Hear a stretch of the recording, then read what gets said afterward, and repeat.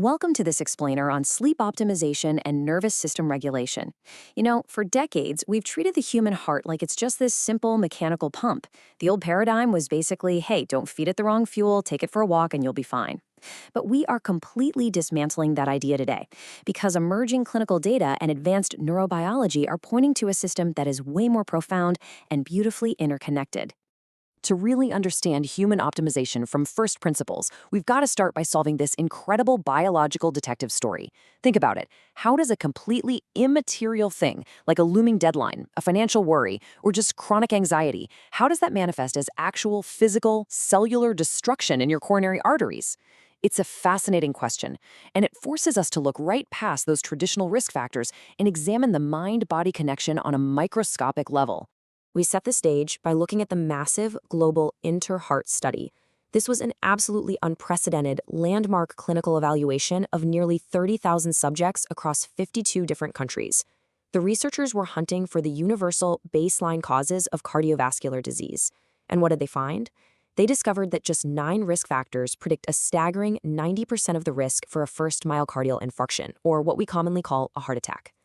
Now take a look at this list, because what's truly astonishing here is that psychosocial stress sits right alongside cigarette smoking and abnormal lipids as a massive physiological threat. Look at the data.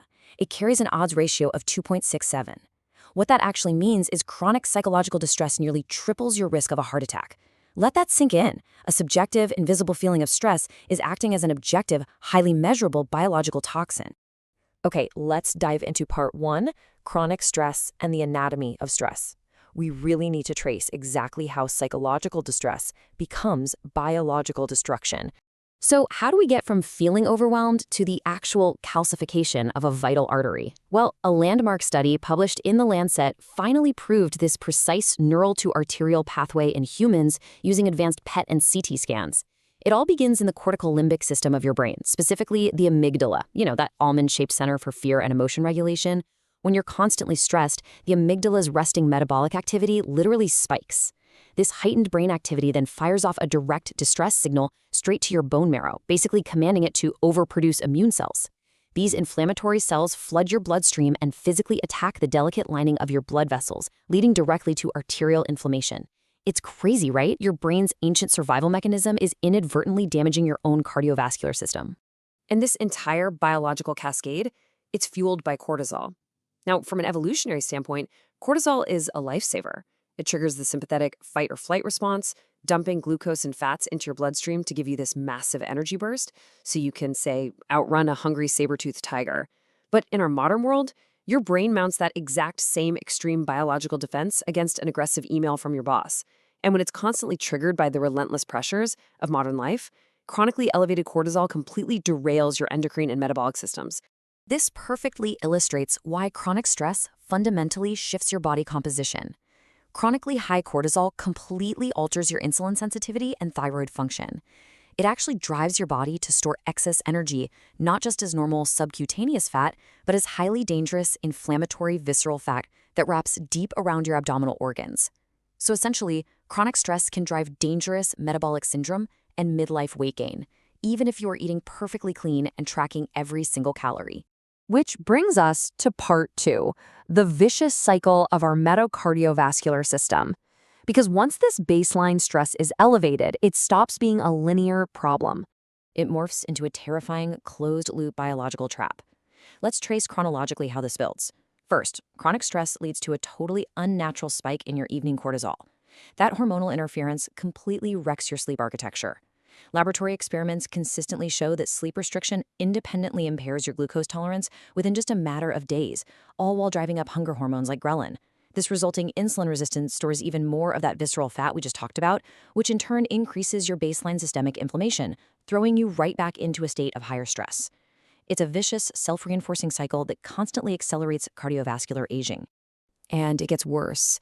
This persistent loop eventually leads to a state of vital exhaustion, which we commonly call severe burnout. Clinical data shows this isn't just about feeling a little tired. This specific state of vital exhaustion is linked to a massive 20% increase in the risk of developing atrial fibrillation. That is a severe disruption of the heart's rhythm that drastically increases your chances of blood clots, heart failure, and stroke. But, fortunately, there is a defense. Part 3. Sleep as Armor and Biological Resilience. We can actually hack this biological loop. If stress and poor sleep accelerate disease, then mastering your recovery mechanics can literally shield your cardiovascular system from harm. The absolute crucial point here is found in the massive UK Biobank study, which tracked nearly 400,000 participants over 9 long years.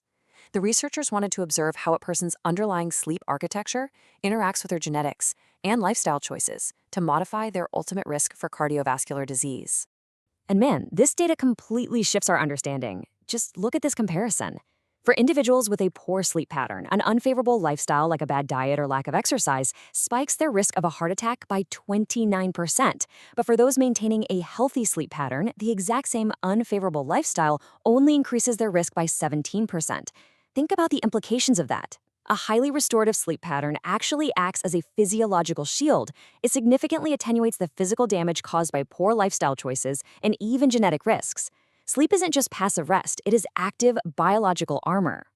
Now, achieving this armor requires a bit more than just spending time in bed. It demands a very specific checklist of low-risk sleep behaviors. To classify as having a healthy sleep pattern in the study, participants needed to hit 7 to 8 hours a day, lean toward an early morning chronotype, and importantly, show no signs of sleep apnea, which they indicated by a lack of snoring, and experience no frequent daytime sleepiness or insomnia. Nailing this precise checklist ensures the deep, autonomic recovery required to totally reset your system. Which requires us to move to Part 4, the nervous system and regulating responses.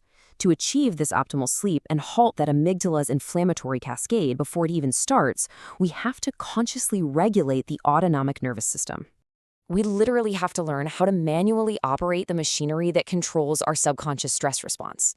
And we measure our success in doing this through heart rate variability, or HRV. Now, HRV isn't just about how fast your heart beats, it's about the microscopic variations in time between each individual beat. It gives us a real-time, completely non-invasive window into your nervous system's resilience, its flexibility, and your overall capacity to adapt to environmental demands.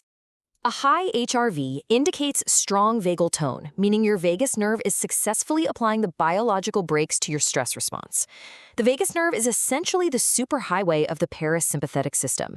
Its activation is exactly what allows your body to exit that frantic fight-or-flight mode and enter the essential rest and digest state, which is absolutely required for cellular repair and metabolic balance.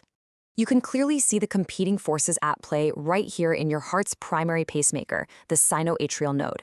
Sympathetic activation drives your heart rate up and eliminates variability, locking you down into rigid survival mode. But parasympathetic activation, which is driven by the vagus nerve, slows things down. It increases that beat-to-beat variability and promotes profound metabolic recovery. So our ultimate goal in stress management and sleep optimization is to shift neurological dominance away from sympathetic survival and directly into parasympathetic restoration. And the best part? We have rigorous clinical evidence showing exactly which non-pharmacological interventions successfully downregulate that sympathetic vasomotor tone. A massive meta-analysis out of the University of Bristol looked at 182 studies to see if behavioral interventions could actually lower clinical hypertension as effectively as prescription pills. And as you can see, these specific, highly focused practices yield massive hemodynamic changes. Breathing control drops systolic blood pressure by nearly 7 millimeters of mercury. Meditative movements like Tai Chi and yoga drop it by over 9.5, and structured mindfulness-based stress reduction drops it by almost 10 points. I mean, these aren't just feel-good mental exercises. They physically reduce total peripheral resistance in your blood vessels, rivaling actual antihypertensive medications by literally shifting the body out of that deadly medical cardiovascular loop. So, as we step back and look at the incredible interconnectedness of our brain, our metabolism, and our heart, the ultimate question isn't just about how we manage risk, it's about how fully we can reclaim our biological potential. We now know that an overactive amygdala can inflame our arteries, and chronic cortisol can completely rewrite our metabolism. But we also know that by optimizing our sleep architecture and consciously engaging our vagus nerve, we can literally build physiological armor against disease. If a single stressful thought can physically damage the heart, just imagine how much profound healing we can achieve by mastering our own nervous system.